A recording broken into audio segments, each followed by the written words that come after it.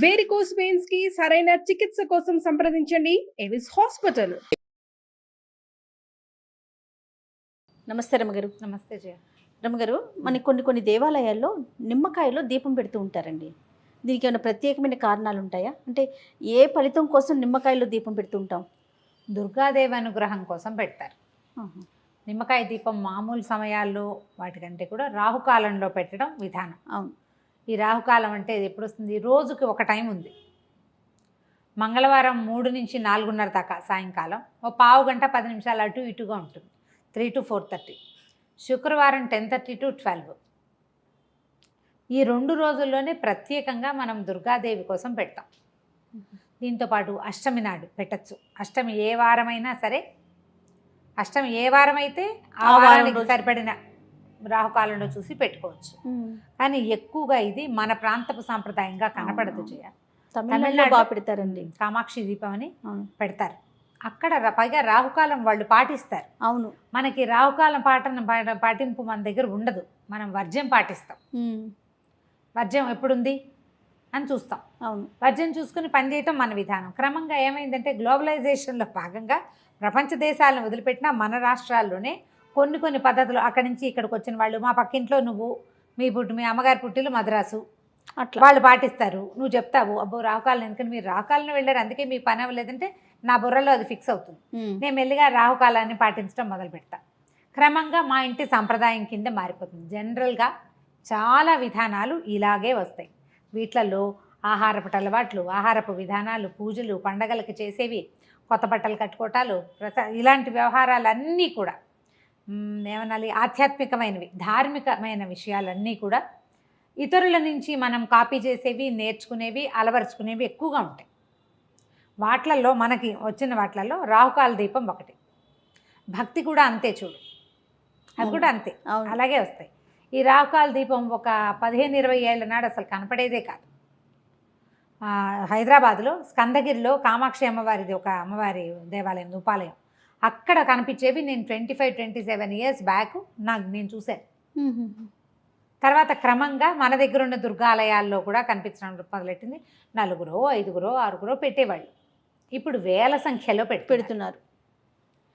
భక్తి ఈ రకంగానే డెవలప్ అవుతుంది. భక్తి అంటే నమ్మిక అవి కాదు, విధానాలు కాపీ చేసుకుంటాం మనం. మంచిదేగా, మన ఇంట్లో అలవాట్లేదు అని నేను అన్నాను అనుకో, మన వైపు అలవాట్లేదు, ఏమైంది అమ్మవారికేగా, మంచిదేగా, ఊళ్ళో పెట్టడం కాదని అనలేం మనం. అవును.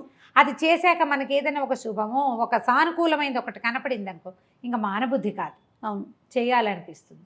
బోల్డ్ అని విధానాలు ఉన్నాయి దానికి. శుక్రవారం కానీ మంగళవారం కానీ రాహుకాలంలో అమ్మవారి సన్నిధిలో దీపం పెట్టుకోవచ్చు. ఒక్క దీపం నుంచి 9 దీపాల వరకు ఒక దీపం పెడతారు. ఒకే నిమ్మకాయ ఒక డిప్పలోనే, ఆ నిమ్మ డిప్పలు వెనక్కి తిప్పి దాంట్లో ఆవునేతి దీపాన్ని వెలిగించటం ఒక పద్ధతి. నువ్వుల నూనె వెలిగిస్తే మంచిదని మొన్న మధ్య ఎవరో చెప్పారు నాకు.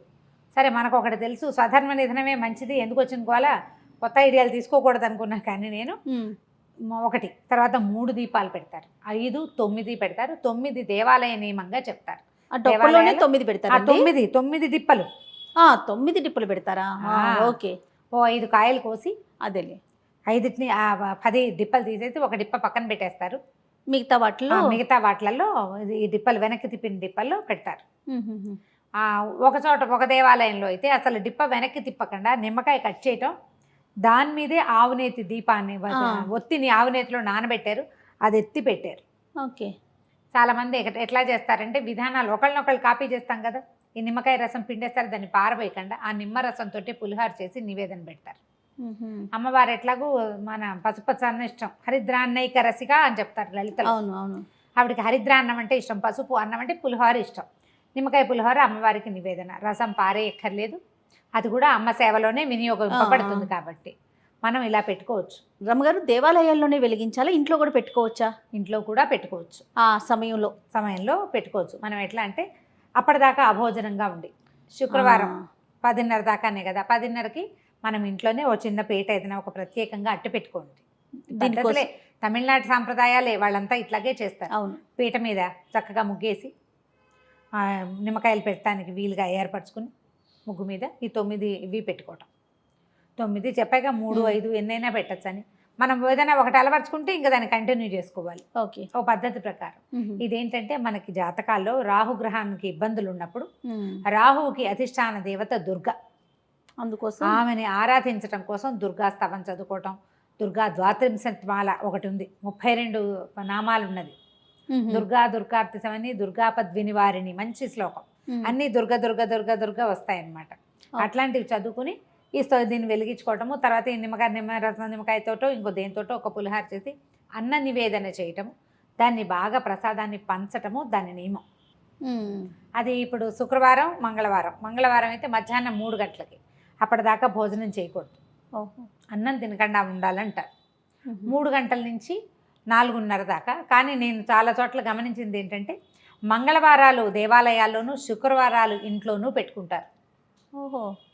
శుక్రవార రాహుకాల పూజ లక్ష్మీదేవికి కూడా ప్రీతికరమని ఒక చోట వింటున్నాం ఇవాళ రేపు. కానీ ఎప్పుడైనా రాహుకాల పూజ అంటే రాహు సమయంలో పెట్టుకుంటేనే జపిస్తే అది దుర్గాదేవికి చెందుతుంది.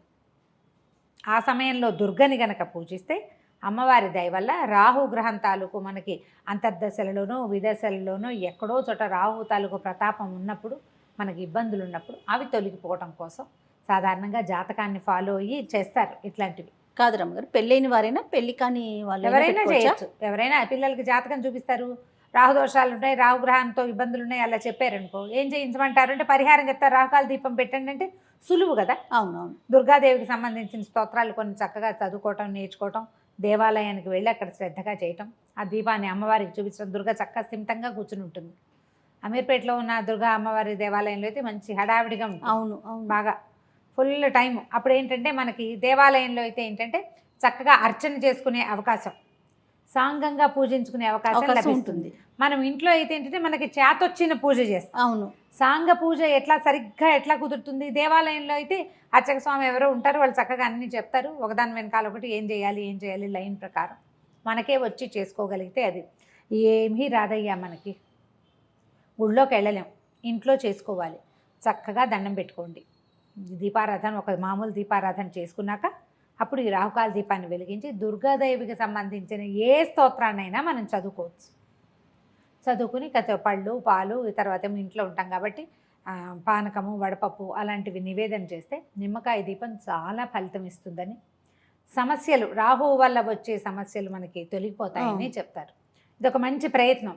ఇది అందరూ పెట్టాల్సిందే చేయాల్సిందే అని అనుకోవద్దు. మీకు ఆసక్తి ఉంటే పెట్టుకోవటం, ఆసక్తి ఉండి అవసరం ఉండి.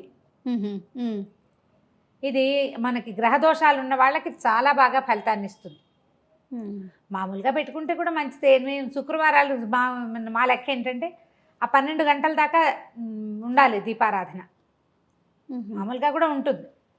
శుక్రవారం ఏదైనా కాస్త అటు ఇటుగా లేట్ అయినా, పూజ లేట్ అయినా కూడా 10:30 లోపల దీపం పెట్టాలి, 10 రాకాలానికి ముందే దీపం పెట్టాలి అని పెట్టుకుంటాము.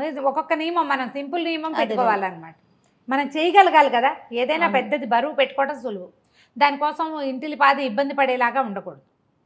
ఈజీగా చేసుకుంటే కనుక మామూలుగా దుర్గా ఆరాధనే చాలా అత్యద్భుతమైన ఫలితాన్ని ఇస్తుంది. భయం పోగొడుతుంది. ఆపదలలో కూడా మన వెన్నంటి ఉండి, ఆపదలు రావని చెప్పలేం, వస్తాయి, వచ్చినా కూడా వాటిని తట్టుకోగలం, తప్పించుకోగలం, ఎవరిదైనా సహాయం లభిస్తుంది. అందుకని ఎప్పుడు దుర్గా పూజ చాలా సత్ఫలితాలను ఇస్తుంది. అందులో ఇదొక విధానం.